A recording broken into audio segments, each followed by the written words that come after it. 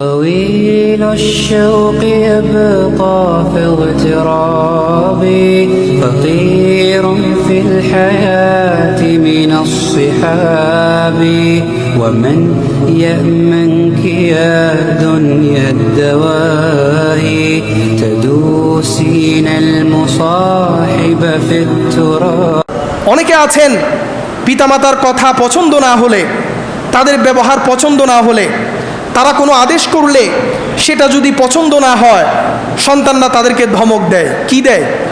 ধমক দেয়। আল্লাহ বলছেন ওয়ালা তানহারহুমা, তোমার পিতা হোক, মাতা হোক, মা হোক, বাবা হোক বা উভয়জন হোক, যদি তোমাকে কোনো আদেশ করে, যদি তোমাকে কোনো নির্দেশ দেয়, যদিও বা সেই আদেশ তোমার পছন্দ না হয়, তাদেরকে ধমক দেওয়ার কোনো সুযোগ নাই, ধমক দেওয়া যাবে না।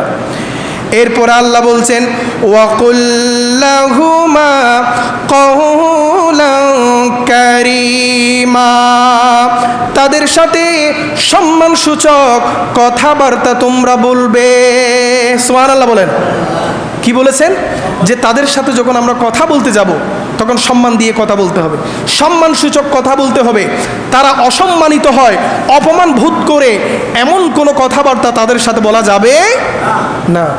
এত কষ্ট করে সন্তানদেরকে মা বাবা বড় করার পরে সেই সন্তানরা যদি মা বাবাকে অবহেলা করে, তাদের মতো পড়া কপাল, তাদের মতো বড় দুর্ভাগা পৃথিবীর জমিন আর নাই। সেজন্য মা বাবাকে গুরুত্ব দিতে হবে, মা বাবাকে খেদমত করতে হবে, মুহূর্তে মুহূর্তে মা বাবার খোঁজ খবর নিতে হবে, মা বাবাকে কাছে রাখতে হবে। যদিও বা কোনো চাকরির কারণে বা আপনার রিজিকের কারণে বাধ্য হয়েও যদিও বা বাইরে যেতে হয়, কিন্তু প্রতিদিন প্রতি মুহূর্তে মা বাবার খবর নিতে হবে। ঠিক কিনা বলুন? মা বাবার খবর নিতে হবে। কোরআন আল্লাহ কি বলেছেন? ওয়াকাদা রাব্বুকা আল্লা তা'বুদু ইল্লা ইয়্যাহু ওয়া বিল ওয়ালিদাইনি ইহসানা। সুবহানাল্লাহ বলেন। ইম্মা ইয়াবলুগান্না ইনদাকাল কিবারা আহাদুহুমা আও কিলাহুমা ফালা তাকুল লাহুমা উফ ফালা তাকুল লাহুমা উফিন ওয়ালা তানহারহুমা ওয়াকুল লাহুমা কওলান কারীমা। সুবহানাল্লাহ বলেন। পবিত্র কোরআনুল কারীমের সূরা বনী ইসরাঈলের এই আয়াতে কারিমা, যে আয়াতটি সূরা বনী ইসরাঈলের 23 নম্বর আয়াত, আল্লাহ বলেন এবং আপনার প্রতিপালক নির্দেশ দিয়েছেন তিনি ছাড়া অন্য কারো ইবাদত করবেন না। সুবহানাল্লাহ। কে আদেশ দিচ্ছেন? আল্লাহ। সর্বপ্রথম আল্লাহ বলছেন ওয়াকাদা রাব্বুকা আল্লা তা'বুদু ইল্লা ইয়্যা। আল্লাহ বলছেন যে ইয়া রাসূলুল্লাহ, তিনি ব্যতীত অন্য কারো ইবাদত করা যাবে না। এটা নবীকে বলার মাধ্যমে আমাদেরকে শিক্ষা দিয়েছেন। ঠিক কিনা বলুন? এরপরে আল্লাহ বলছেন ওয়াবিল ওয়ালিদাইনি ইহসানা, পিতামাতার সাথে মা বাবার সাথে সদ্ব্যবহার করো, সুন্দর আচরণ করো, ভালো ব্যবহার করো। সুবহানাল্লাহ বলেন। এরপরে কি বলেছেন?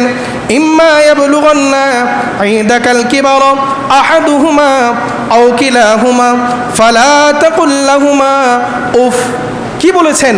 যখন তোমার পিতামাতা বৃদ্ধ হয়ে যাবে, যখন তাদের বয়স বেড়ে যাবে, যখন তাদের বয়স 70, 80, 90 বছর হয়ে যাবে, যখন তাদের চলাফেরার শক্তি থাকবে না, যখন তারা বৃদ্ধ হয়ে যাবে, তখন তোমরা তাদের একজন কিংবা উভয়জনকে যখন তোমাদের হায়াতের মধ্যে তাদেরকে তোমরা পাবে, জীবনে কখনো কোনো অবস্থায় তাদের কোনো আচরণে কষ্ট পেয়ে, তাদের কোনো ব্যবহারে কষ্ট যদিও বা পাও, কিন্তু তোমরা তাদেরকে উফ শব্দ পর্যন্ত বলবা না। চিৎকার দিয়ে বলুন সুবহানাল্লাহ। ঠিক কিনা বলুন? কারণ মা বাবা আমাদেরকে অনেক কথা বলেন, আমাদের সাথে বিভিন্ন রকম আচরণ করেন, কারণ আমরা সন্তান।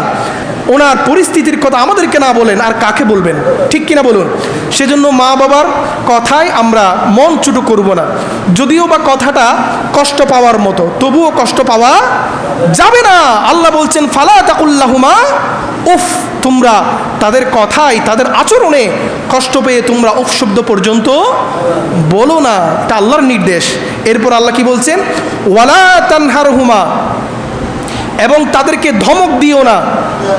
অনেকে আছেন পিতামাতার কথা পছন্দ না হলে, তাদের ব্যবহার পছন্দ না হলে, তারা কোনো আদেশ করলে সেটা যদি পছন্দ না হয়, সন্তানরা তাদেরকে ধমক দেয়। কি দেয়?